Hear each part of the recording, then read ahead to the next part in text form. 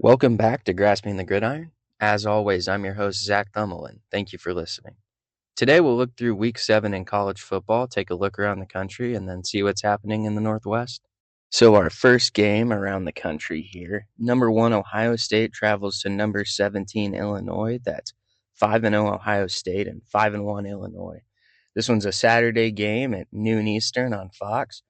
The Buckeyes are favored by 14.5, and Ohio State has one of the best defenses in the country, allowing just 215 yards a game and 5 points per game as well. And then just been incredibly balanced on offense. The offense averages 451 yards a game and 37.4 points a game.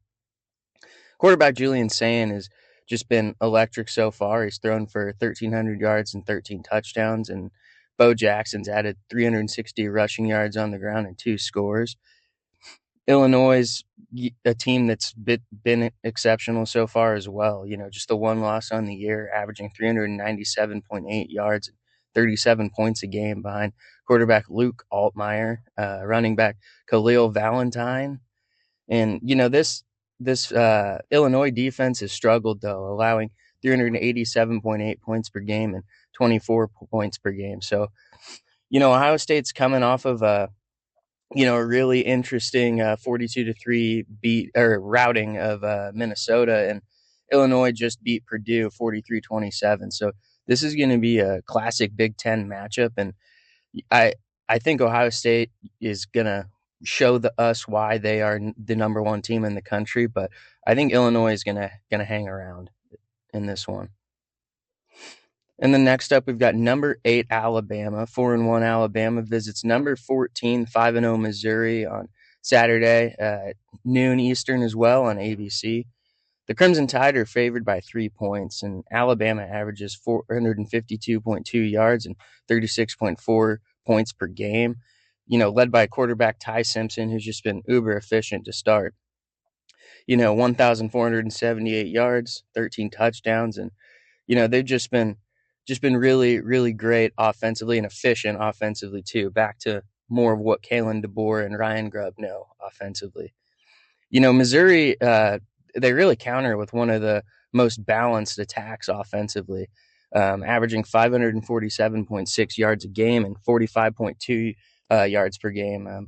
Quarterback Bo Prabula has been really solid, and then running back Ahmad Hardy has just been electric. He has 730 yards and 9 touchdowns so far, and they just have really been able to run the ball, and Hardy's been one of the best running backs in the country so far. And Alabama's coming off of a 30-14 win over Vanderbilt, but great momentum builder for them. And Missouri beat UMass 42-6. So 2 completely different games in terms of preparation coming into this one, but it'll be interesting to see how these 2 teams fare. 2 great SEC teams and an Alabama team that's looking to build some momentum as we head into later SEC play. And our last game around the country, number 6 Oklahoma, who's 5-0, faces Texas, who's 3-2. This is a Saturday game at 3:30 Eastern. Texas is favored by 1.5 points, and Oklahoma just has a really solid defense coming into this game, allowing just 193 yards and 7.2 points per game. But to me, the question is the quarterback battle here. Not to just focus on those headlines and focus on the quarterback, but it is the story here because Arch Manning. There's been a lot to be desired as far as Texas fans look at things, and 2 losses on the year for Texas. They would like some improvement there, and they would like a better season, especially coming into the year so heavily liked and ranked. But it's going to be a big question is if John Mateer plays. I think that has a big impact in this game, as as a cliche of a statement as that is. John Mateer coming off of a hand injury, got surgery there, was a Heisman contender before he got hurt, and still, with the injury could make some noise as well. But it just all depends on what everyone else is doing around the country. This is just going to be a really fun game, and Texas, while Arch has technically struggled in terms of their eyes. He's been putting up the Texas has been putting up 419 yards a game and 29.6 points per game. So they really have been doing all right as a team, all things considered, and they've been playing a higher level of competition. So this will be a really exciting matchup to watch. Now heading into our Pacific Northwest games, Rutgers visits Washington. That's 3-2 Rutgers and 4-1 Washington. This is a Friday game on FS1. Both offenses are among the nation's top 40. Washington has been just phenomenal with their, three-headed monster, Damon Williams, Jonah Coleman, Denzel Boston. They've just been an electric offensive unit.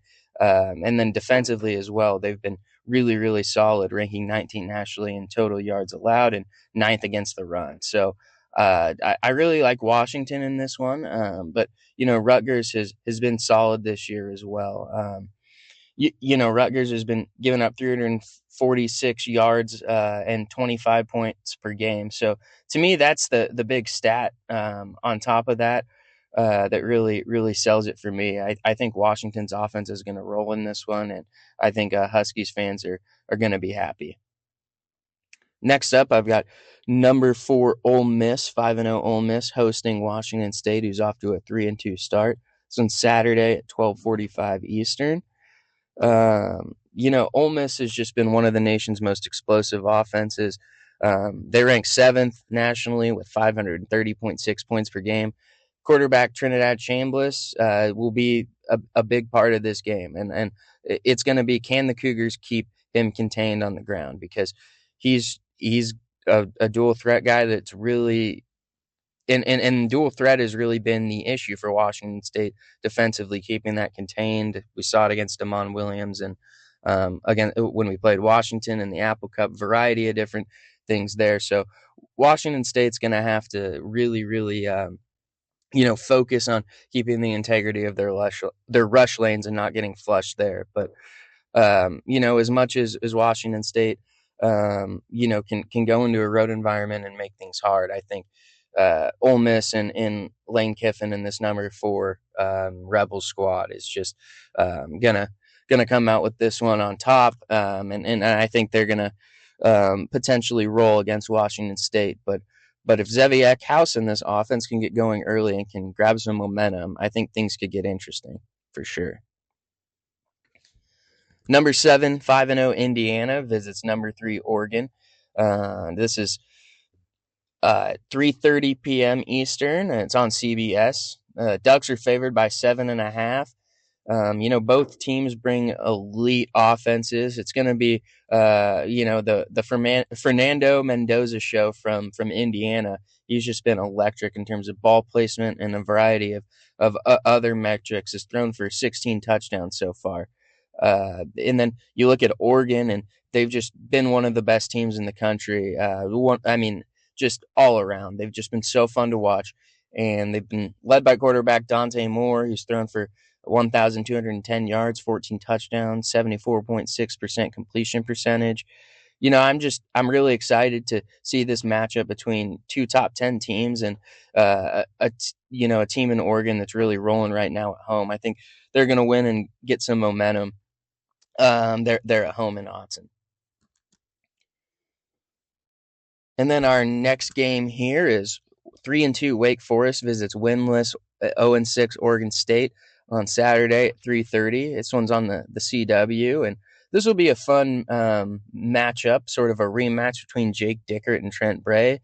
Jake Dickert, the Wake Forest head coach, former Washington State head coach, knows a little bit about Trent Bray, has played against him as a defensive coordinator and as a head coach at Oregon State, and when Dickert was at Washington State. So this will be a really, really fun matchup. And to me, it's honestly just Trent Bray fighting for his job at this point. And that's a coach that I have a tremendous amount of respect for, and one that I love a lot of what he's done at Oregon State. But I think this is a pivotal game to show the Beaver faithful what they have. But I've got Wake Forest taking this one. I'm just not sure Oregon State can muster up enough, even with Wake Forest traveling to Corvallis. And then our last game here, 3-2 New Mexico visits 3-2 Boise State. This one's Saturday, 9:45 Eastern. There's a late game, so 6:45 kickoff for us on the West Coast. Broncos are favored by 16 and a half, and this is going to be an interesting, really interesting matchup for Jason Eck, because Jason Eck has, I mean, he beat UCLA earlier this season with New Mexico, and they're not looking to just give up against Boise State here. While Boise State, coming off of a college football playoff appearance, and really, really potentially upset as a fan base to not be back in that conversation. But I think it's really going to be interesting to see how that develops. And Boise State has been led by Maddox Madsen, thrown for 1,344 yards, 9 touchdowns, and Dylan Riley's rushed for 394 yards and 5 scores. So they've been respectable offensively, but that USF game looms large in terms of the impact for me on the season. But this one I think is going to be a tough battle back and forth. New Mexico, led by quarterback Jack Lane, 1,162 yards, 7 touchdowns. I like this New Mexico squad, and I think they're, even on the road, going to give Boise some fits, and I think they're going to come out with that one late.